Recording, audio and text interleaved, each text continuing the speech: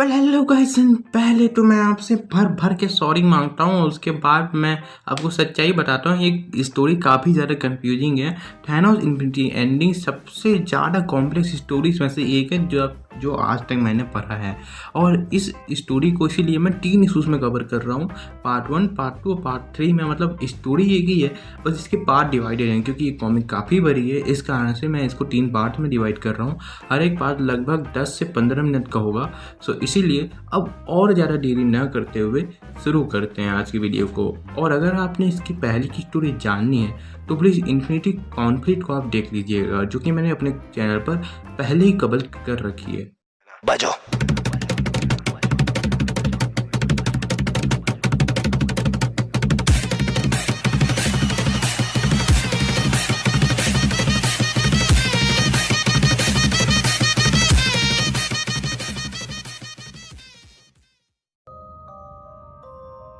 एक ऐसे टाइमलेस और प्लेसलेस रेल में भी थैनोस अपने आप को इंट्रोड्यूस करवा रहा होता है और वो कह रहा होता है, मैं टाइटन का थैनोस अभी इस सभी बाउंड्रीज को तोड़ता हुआ इस रियलिटी से परे अभी मैं पूरे पूरे कॉस्मिक पैंथोनियम को रिफ्यूज करता हूँ और मैं तुम सभी को अपने घुटनों के बल मुझे सलाम करने का आदेश देता हूँ। और हम देखते हैं कि ये और किसी के सामने नहीं, वन अबव ऑर्डर और लिविंग ट्राइब्यूनल के सामने खड़ा था।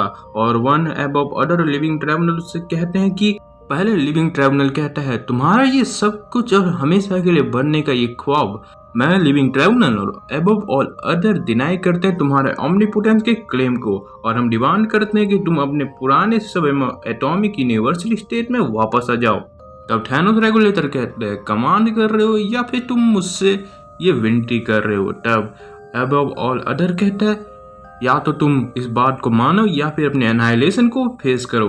तब थैनोस रेगुलेटर कहता है, मैं ये जानता था। और वो आगे कहते हैं, खतरों का कोई मतलब नहीं है जब तक उनको कोई डिलीवर करने वाला ना हो और ये तुम्हारे लिए आखिरी होने वाला है। एक नई सुबह होने वाली है और इस सच्चाई को तोड़ने वाली है। तभी उस जगह के आसपास पर कई मिलियंस ऑफ मूवमेंट्स लेटर एक पोर्टल खुलता है और उसमें से पिप, एरो और एडम वो लोग बाहर आते हैं और वो देखते हैं लिविंग ट्राइब्यूनल की हुडी को। और इसके बाद उन्हें एक आवाज़ सुनाई देती है जो कह रही होती है, अपने आसपास देखो, ये हेवन बन चुका है पिप, और रियलाइज करो कि तुम सब कुछ हार चुके हो। और तब हम देखने को मिलता है कि Thanos the living tribunal and above all other को एब्जॉर्ब करके अल्टीमेट फॉर्म ले चुका है। और यही बात एडम वॉरलॉक भी कहता है कि थैनोस ने द लिविंग ट्राइब्यूनल और अबव ऑल अदर को एब्जॉर्ब करके अपने आप में मिला लिया है। और इसके बाद एरोस एक टाइम पोर्टल खोलता है, उसमें एडम को आने को कहता है, लेकिन पिप और एडम वहां से चले जाते हैं। लेकिन थैनोस कह रहा होता है, तुम घूम सकते हो पर मुझसे कहाँ छुपोगे, जो कि अब सब कुछ है। पर एडम वो लोग वहां से भागने का फैसला नहीं करता और वो कहता है, और इसी कारण से तो मैं भागना चूज नहीं किया और इस पावर के साथ तो तुम मुझे कभी भी ढूंढ सकते हो। और तभी थैनोस कहता है, हाँ मैंने यही एक्सपेक्ट किया था तुमसे, आखिर और क्या ही कर सकते हो तुम ही तो मेरे गोल्डन वन हो, मुझसे एक्सपेक्ट किया था क्या। तब थैनोस कहता है, तुम और एरोस अभी मेरे इस वाइडर विजन से कहीं ज्यादा बियॉन्ड हो और अभी मैं कुछ तरीके खोज रहा हूँ जिसके जरिए मैं सब कुछ चेंज कर सकूं। और एडम वॉरलॉक कहता है, मैंने तुझे टाइम दिया और अब जो मेरे पास है इससे मैं तुम्हें क्लियरली देख सकता हूँ। और जब तुम मेरे यूनिवर्स के अंदर होगे तो मुझसे छुप करके भी कुछ नहीं कर पाओगे। और इसी के साथ थैनोस एडम वॉरलॉक की हर एक टाइमलाइन के वर्जन को ही कलेक्ट कर लेते हैं अपनी पूरे के पूरे ओमनीवर्स के अंदर। और फिर थैनोस कह रहा होता है, अब बस एरोस ही बचा है जो मेरे लिए कुछ भी परेशानी खड़ा कर सकता है और मुझे उसको भी कलेक्ट ही कर लेना है कुछ ही टाइम में, और उसके बाद मुझे रोकने वाला कोई नहीं होगा। और वो आगे कहता है कि मैं अब हर एक लिविंग और नॉन लिविंग थिंग में हूँ। मेरी कॉन्शियसनेस अब इन्फिनाइट और इटर्नल हो चुकी है। मेरे थॉट्स अब बियॉन्ड में एग्जिस्ट करते हैं। मैं वो पेड़ भी हूँ और जंगल में चलने वाला एक प्रे और प्रेडिटर भी। अब मैं डॉन ऑफ क्रिएशन का भी विटनेस हूँ और साथ ही में उसके दर्दनाक एंड का भी। हर एक माइक्रोब्स एटम जो इस यूनिवर्स में है मेरे साथ एग्जिस्टेंस शेयर करते हैं। मैंने इवोल्यूशन की सीरी को उन क्रिएचर्स के साथ जिया है जो अब जिंदा हैं या मर चुके हैं। मैं उस हर एक सिंगुलर सेल ऑर्गेनिज्म से लेकर के बियॉन्ड प्रेडिटर ऑर्गेनिज्म तक मेरी कॉन्शियसनेस है। मैं तुम्हारे अंदर भी हूँ जो अभी मुझे पढ़ रहे हैं। कोई ऐसा इंसान तक नहीं बचा और ना ही कोई ऐसा गॉड बचा है जो माइटीएस्ट हो। कोई ऐसा बिंग नहीं बचा है जो मैं ना हूँ। पर ये अब भी स्ट्रेंज है कि अपनी ही माँ के हाथों में अपने पास्ट सेल्फ को देखना। और हाँ, मैंने तो अपने बर्थ को भी देखा है। मैंने इस यूनिवर्स को इस तरीके से देखा है कि सिविलाइजेशन उठते हैं और गिरते हैं, और ये सब कुछ मैंने देखा है। मैं उन सब चीज़ों को विटनेस हूँ जो कभी शुरू होती हैं और ख़त्म होती हैं। पर आज मेरे पास वो अल्टीमेट प्राइज है जिसके लिए मैं अपनी पूरी ज़िंदगी भटकता रहा। वहीं दूसरी तरफ हम देखते हैं एरोस और पिप एक दूसरे ही टाइम में आ चुके थे। तब पिप कहता है अभी भी हम यहीं पर है। तब एरोस कहता है तुम्हें याद है ना, तुम स्पेस पर काम करते हो, मैं टाइम पर करता हूँ। तब पिप कहता है वॉरलॉक कहाँ है, तुमने वॉरलॉक को वहीं छोड़ दिया। तब एरोस कहता है तुम समझ नहीं रहे हो, उसने मेरी ग्रिप को किसी तरीके से छुड़ा दिया इससे पहले कि हम वहाँ से जब्त कर लें, लेकिन मुझे नहीं पता क्यों। तब पिप कह रहा होता है हाँ, उसके पास जो भी रीजन हो, पर अभी हमें एडम के बारे में चिंता न करके ये लौंडा या लौंडी जो भी है इसके बारे में करनी चाहिए। जरा पीछे तो देखो। और जैसे ही एरोस पीछे देखता है वो देखता है एबव ऑल अदर को। इसके बाद पिप उसको लेकर के वहाँ से टेलीपोर्ट हो जाता है। और तब हम देखते हैं कि ये दोनों टेलीपोर्ट होकर के न्यूयॉर्क सिटी आ जाते हैं प्रेजेंट में। तब एरोस कहता है तुम हमें अर्थ पर ले आए। तब पिप कहता है हाँ, मैं यहाँ पर कई सारे वेस्टर्न बार्स हैं जहाँ पर मैं और इन्फिनिटी वॉच के मेंबर्स बड़े मज़े से दारू वारू पीते थे। तभी एरोस को एक आर्मी शॉप दिख जाती है जहाँ पर वो पिप को लेकर के जाता है और एक बैग ऊपरी हिस्से को फाड़ देता है। उसे बता रहा होता है कि मानता हूँ कि मैं इस बीइंग बियॉन्ड वाले फॉर्म में थोड़ा नया हूँ, पर मैं चीज़ों को बहुत जल्दी सीखता हूँ। तब पिप उससे उस बात का मतलब पूछता है। तब एरोस उसे बताता है कि जैसे ही हम पिछली बार मेरे भाई थैनोस से मिले तब वो अपने नए गॉड लाइक फॉर्म में था। अब इसका मतलब ये है कि मैं बियॉन्ड एग्जिस्ट करता हूँ पर तुम नहीं। वो तुम्हें ट्रैक कर सकता है, इसका मतलब तुम्हें मुझसे जितना ज़्यादा हो सके उतना करीब रहना होगा। और इसके बाद एरोस पिप को उस बैग के अंदर डाल करके अपने पीठ में उसको ले लेता है और फिर वो टाइम में पीछे चला जाता है। न्यूयॉर्क के 1921 कह रहा है मैं। उसके बाद वो दोनों बात कर रहे होते हैं किस तरीके से हम आगे की चीज़ों को करें। और तब एरोस कहता है मैं ट्रांसपोर्ट कर सकता हूँ टाइम में, पर स्पेस की सभी चीज़ों को तुम्हें हैंडल करना होगा। और जैसे कि तुम जानते हो कि हम थैनोस को जितना जानते हैं उस हिसाब से अब जो भी उसके रास्ते में आ रहा होगा वो उन सभी को ख़त्म करने वाला है, जिसमें सबसे पहला नाम तो मेरा ही आता है। और जैसे कि मैं जानता हूँ अभी वो पूरी तरीके से सेटिस्फाई नहीं हुआ है, भले ही वो अपने आप को पूरा ओमनीपोटेंट कर लिया हो। तब भी उससे पूछते हैं क्या मैं उस कैटेगरी में फिर बैठता हूँ कि वो मुझे भी लिपटाना चाहे। तब एरोस कहता है हाँ, तुम टॉप के खिलाड़ियों में गिने जाते हो जिनको थैनोस उड़ाना चाहेगा, क्योंकि वो तुम ही हो जो थैनोस को कहीं भी और कैसे भी लोकेट कर सकता है। इससे कोई फर्क नहीं पड़ता कि वो कहाँ पर है। तभी पीपू से पूछता है तो अपने को ये ट्रैवलिंग एग्रीमेंट जो है इसे कब तक करना होगा।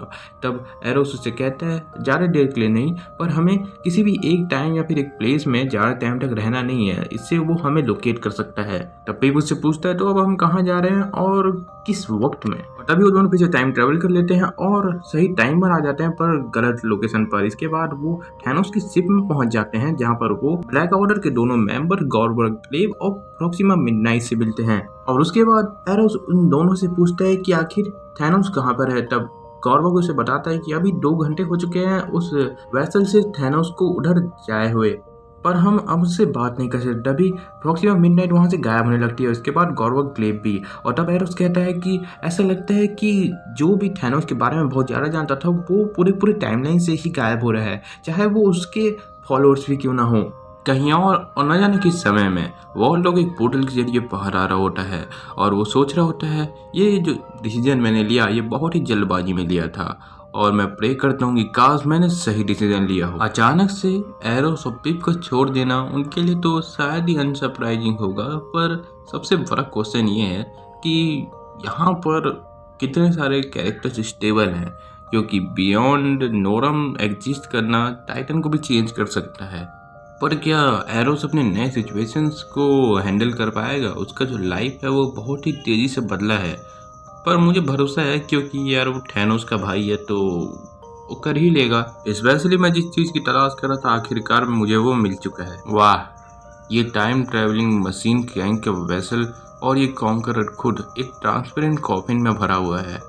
लगता है कुछ बवाल हुआ है यहाँ पर रीजन जो भी हो मुझे भरोसा है इसके पीछे थैनोस ही होगा।